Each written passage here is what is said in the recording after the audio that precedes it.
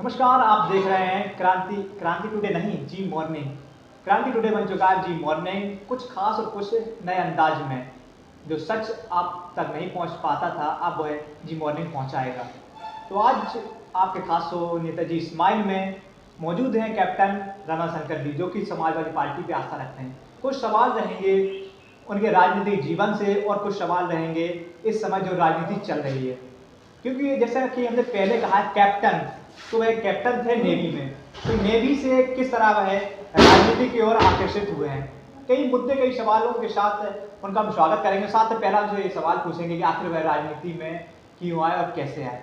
तो नेताजी, हमारे चैनल बहुत बहुत स्वागत है आपका। नमस्कार नसीम जी और नमस्कार हमारे दर्शकों।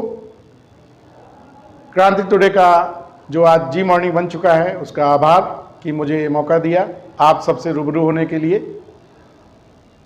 मैं कैप्टन रमाशंकर सिंह, नेवी में 22 वर्ष सर्विस किया मैंने, और आज मैं सामाजिक जीवन में समाजवादी पार्टी में ज्वाइन कर चुका हूं और समाजवादी पार्टी की विचारधारा को जन जन तक पहुंचा रहा हूं। जैसा कि नसीम जी आपने पूछा कि मैंने इतने वर्ष सर्विस की और उसके बाद सामाजिक जीवन में आने का क्या कारण रहा।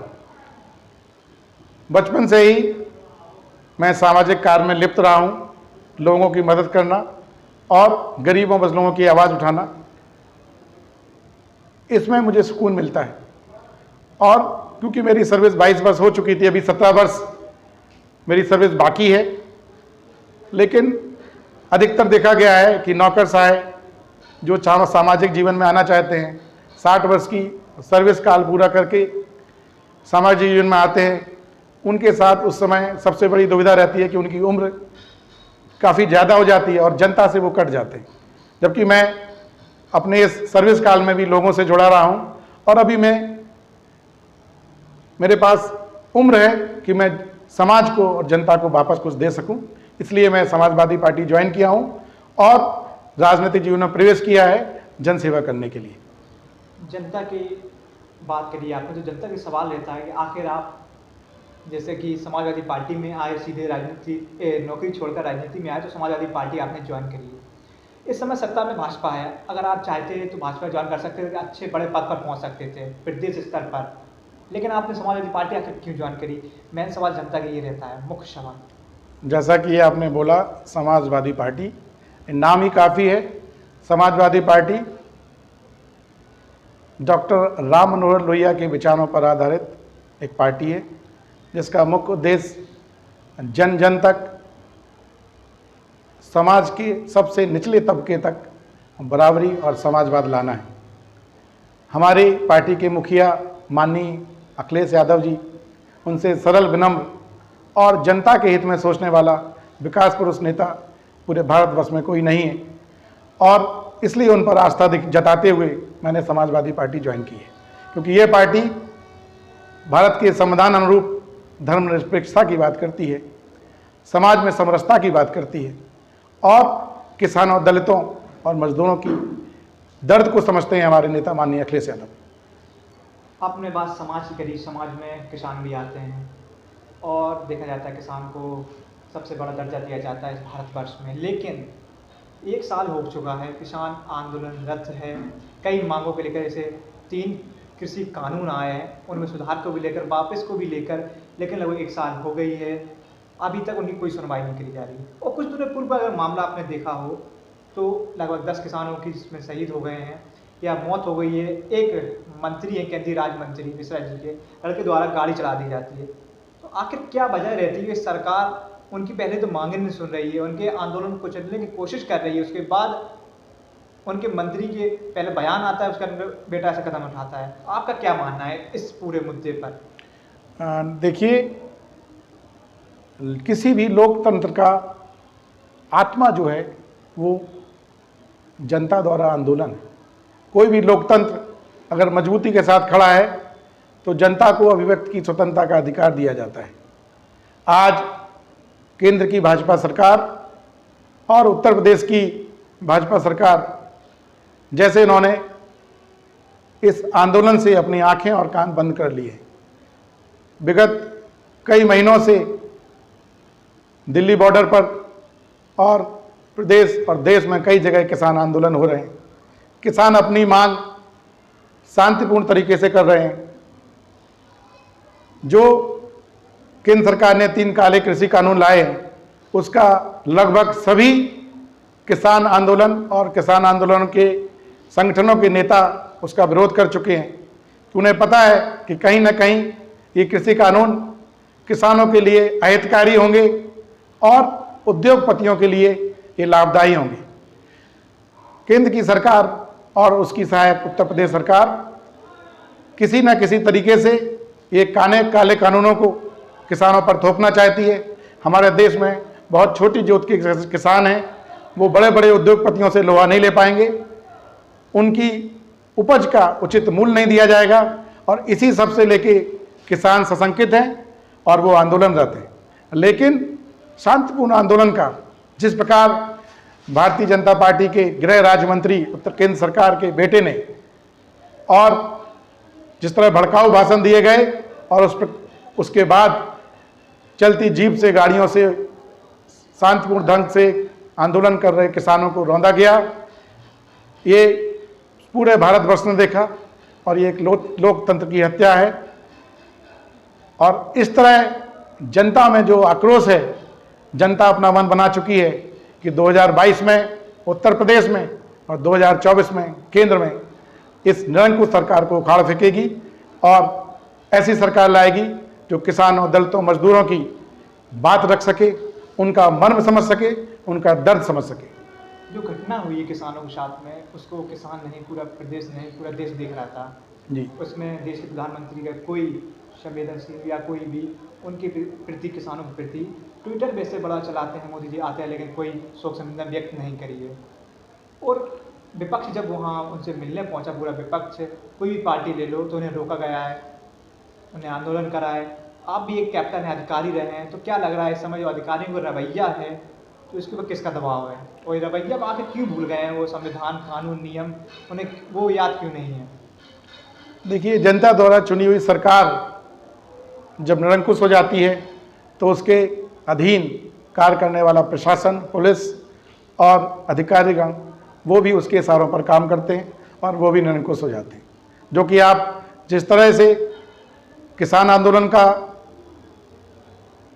और बाकी जितने आंदोलन अभी हाल विगत महीनों में जो हो रहे हैं, चाहे एम्बुलेंस कर्मियों का आंदोलन रहा हो, चाहे शिक्षा मित्रों का आंदोलन रहा हो, सभी को प्रशासन ने सरकार की तरफ से जिस तरह से कुचला है, जिस तरह से जनता की आवाज़ को दबाने का प्रयास किया है, ये बहुत ही गलत है।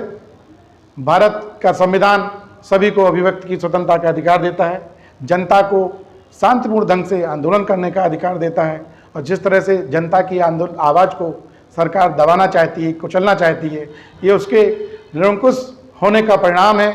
और ऐसी सरकार को ये भारत देश कभी पसंद नहीं करेगा और आप जल्दी देखेंगे कि जनता सरकार को अपने मत से जवाब देगी और 2022 में भारतीय जनता पार्टी की निरंकुश सरकार को जमीन पर ला देगी।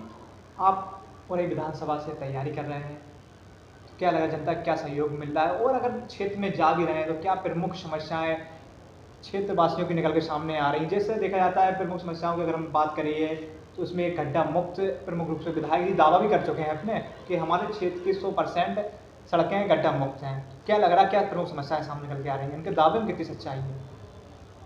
नसीम जी, मैंने जब से अपना राजनीतिक सफ़र शुरू किया और मैं अपनी विधानसभा के करीबन 222-23 गाँवों में भ्रमण कर चुका हूँ और कुछ गांव ऐसे हैं जहां पर समस्याएं ज़्यादा हैं, वहां पर मैं 4-4, 5-5 बार भ्रमण कर चुका हूं। जैसे कि मैं आपने पूछा कि इस विधानसभा की सबसे बड़ी समस्या जो है, कई रोड जो हैं वो इतने ज़्यादा गड्ढा युक्त हैं कि उनको रोड कहना ही नाकाफ़ी है, वो रोड कहलाने की सूरत में ही नहीं है। आप जिस खनन क्षेत्र में, जैसे जो ददरी, खरका, टीकर, एर वाला जो रोड है, उस पर भारतीय जनता पार्टी का कोई भी नेता जाके देख ले और उसे खुद समझ में आ जाएगा, लोगों से संवाद करके देख ले, जनता कितने आक्रोश में, कितनी तकलीफ में है। इसके अलावा कांसीराम कॉलोनी है, वहाँ पर गंदगी का अंबार, नालियाँ जो है बजा रही हैं, बिजली की आपूर्ति लगभग ठप है। जनता बिजली के झूठे बिलों से परेशान है। इतने ज़्यादा बढ़ा चढ़ाकर बिजली के बिल दिए जा रहे हैं कि जनता त्रस्त हो चुकी है। आने वाले चुनाव में गड्ढा मुक्त युक्त जो वादा दावा है, ये भी एक मुद्दा बनने वाला है। आप जो समाजवादी पार्टी में आए, नए चेहरा हैं, सबसे नए चेहरा यहाँ से अब चुनाव लड़ेंगे, तो क्या लग रहा है पार्टी इतनी जल्दी भरोसा आप पर जता पाएगी वो और टिकट देगी? देखिए, टिकट देना या ना देना ये हमारे राष्ट्रीय नेतृत्व का निर्णय होगा, और जो पार्टी निर्णय करेगी, मेरे लिए पार्टी जो उचित समझेगी वो निर्णय मुझे सिरोधार रहेगा। हालांकि मैं पूरी विधानसभा से समाजवादी पार्टी से प्रबल दावेदारी कर रहा हूँ और आशा करता हूँ कि हमारे राष्ट्रीय नेता मुझ में भरोसा करेंगे। मैं सच्चे दिल से, ईमानदारी से अपने क्षेत्र में जाकर समाजवादी पार्टी की नीतियों को जन जन तक पहुंचा रहा हूं और देख रहा हूं कि जनता ने मन बना लिया है कि समाजवादी पार्टी की सरकार आए। जैसे जनता के लिए हमारे राष्ट्रीय नेता ने, माननीय अखिलेश यादव जी ने जो योजनाएं लेके आए थे, आपने देखा होगा कोरोना काल में उरई में अगर मेडिकल कॉलेज नहीं होता तो शायद हर घर में एक लाश होती। इतना आगे की सोचना अगर कोई नेता सोच सकता है तो माननीय अखिलेश यादव और धरतीपुत्र मुलायम सिंह जी हैं। इस मेडिकल कॉलेज ने कितने लोगों की जान बचाई, और आप देखेंगे कि जैसे एम्बुलेंस सेवा, ये इतना बढ़िया निर्णय था समाजवादी सरकार का कि जो गांव में रहने वाले लोग हैं, दुर्गम स्थानों में रहने वाले लोग हैं, जिनको जो अफोर्ड नहीं कर सकते हैं प्राइवेट व्हीकल, उनको घर तक उनकी एम्बुलेंस जाती थी। आप देखेंगे कि हमारा कई क्षेत्र इस विधानसभा में और जिले में और प्रदेश में बिगड़ स्थानों में पड़ते हैं, जहां पर समाजवादी 100 डायल की पुलिस की जो कार है, वो कोई भी अगर किसी गरीब पर अगर कुछ दबंगों द्वारा अगर कुछ होता था, देखा जाता है समाजवादी बहुत बड़ी उपलब्धियां रही हैं। चेहरा कई होंगे इस विधानसभा में, कई प्रबल दावेदार भी होंगे। आप जनता को किस तरह भरोसा दिलाएंगे कि अगर आपको चुनती है जनता या आप चुनकर आते हैं तो उनके बीच जो दावे कर रहे हैं, उनको वादे कर रहे हैं, उनको हकीकत में बदलेंगे आप? देखिए, मैं इस जिले में पढ़ा हूँ, यहीं सनातन धर्म इंटर कॉलेज और सरस्वती विद्या मंदिर उरई से मैं शिक्षा प्राप्त किया हूँ। इस जिले की समस्याओं को, बचपन से लोगों की समस्याओं को मैं भली भांति जानता हूँ। हमारे फादर ने भी 40 वर्ष यहाँ पर सर्विस की थी, और मैं इस समस्याओं को ईमानदारी से जो मुझसे बन सकेगा और जो सपा सरकार द्वारा जितनी भी योजना आएंगी उनका 100% क्रियान्वयन मैं करूँगा। ये जनता से मेरा वादा है कि मैं राजनीति में केवल और केवल समाज सेवा के लिए आया हूँ, और अगर मेरा राष्ट्रीय नेतृत्व और जनता मेरे लिए अगर मुझे साथ देती है तो वास्तव में मैं 5 वर्ष या उससे अधिक जनता की सेवा करूँगा और चाहूँगा कि हमारा क्षेत्र जो है विकसित हो। वास्तव में बुंदेलखंड जो है उत्तर प्रदेश का सबसे पिछड़ा क्षेत्र है, अपना विकास आ सके। अपना कीमती समय देने के बहुत बहुत धन्यवाद। तो बने रहिए हमारे साथ, तो देखते रहिए हमारा खास शो नेताजी स्माइल जी मॉर्निंग।